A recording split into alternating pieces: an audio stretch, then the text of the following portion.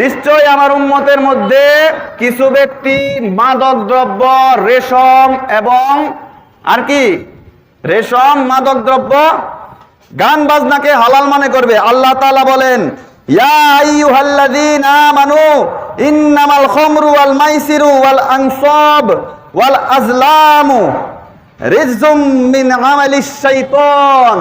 অর্থাৎ হে ঈমানদারগণ, মাদক দ্রব্য, জুয়া, প্রতিমা এবং ভাগ্য নির্ধারক তীর সমূহ শয়তানের কাজ।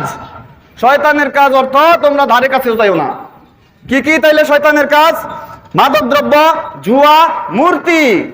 মূর্তি আমাদের দেশে কিছুদিন আগেও মোড়ে মোড়ে জায়গায় জায়গায় মূর্তি ছিল কি ছিল না? কোথায় গেল সেগুলো? সেগুলো নেই, সেগুলো ধ্বংস করে দেওয়া হয়েছে। যে মুসলিম প্রধান দেশ, আমরা মুসলিম প্রধান দেশ, আমাদের দেশে মূর্তি থাকার কথা না তো, মূর্তি প্রতিষ্ঠিত হওয়ার কথাই ছিল না। মূর্তি প্রতিষ্ঠিত মুসলিম দেশে কিভাবে হয়?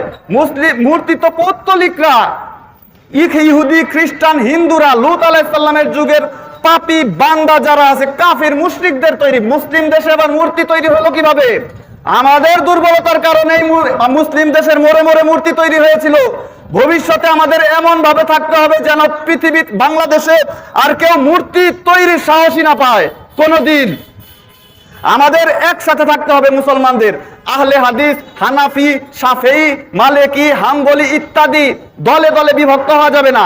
আল্লাহ তাআলা বলেছেন, ওয়াতাসিমু বিহাবলিল্লাহি জামিআন ওয়া লা তাফাররাকু। তোমরা আল্লাহর রজ্জুকে দৃঢ়ভাবে, শক্তভাবে ধারণ করো এবং পরস্পর বিচ্ছিন্ন হয়ো না। আরেক জায়গায় আছে, যদি তোমরা পরস্পর বিচ্ছিন্ন হয়ে যাও, রিহ শব্দ বলা হয়েছে। রিহ অর্থ বাতাস, তোমাদের হাওয়া বেরিয়ে যাবে, বাতাস বেরিয়ে যাবে, সেটা হচ্ছে শাব্দিক অনুবাদ। আর ভাব অনুবাদ হচ্ছে যে তোমাদের শক্তি কমে যাবে যদি তোমরা দলে দলে বিভক্ত হয়ে পড়ো। হাওয়া বেরিয়ে গেলে, একটা টায়ারের হাওয়া, টায়ারের হাওয়া বেরিয়ে গেলে সেই টায়ার দিয়ে কি গাড়ি চলে? গাড়ি চলে সেই টায়ার দিয়ে? চলে না। ঠিক তেমন ভাবে যদি আমরা দলে দলে বিভক্ত হয়ে যাই, তাহলে আমাদের মধ্যে শক্তি কমে যাবে এবং আমাদের উপর, আমরা যদি অন্যায় করি, আমাদের উপর জালিম শাসককে চাপিয়ে দেওয়া হবে, যেমন পূর্ববর্তী ইহুদিদের উপর চাপিয়ে দেওয়া হয়েছিল। তালুত, জালুত ইত্যাদির কাহিনী, ইত্যাদি রাজাদের কাহিনী আমরা যদি কোরআন অধ্যয়ন করি তাহলে পড়তে পারি, জানতে পারি। আর কোরআন অধ্যয়ন ছাড়া, ওহির জ্ঞান ছাড়া মুসলিমগণ সারা জীবন অবশ্যই আল্লাহর পথ থেকে দূরে সরে যাবে। আমাদের মুসলিমদের মধ্যে আরেকটা বড় দুর্বলতা হচ্ছে, আমরা ওহির জ্ঞান থেকে অনেক যোজন মাইল দূরে। আমাদের মধ্যেকার মুসলিমদের মধ্যে হতাশার বিষয়, 95% মুসলিমরা কোরআন পড়তে পারে না।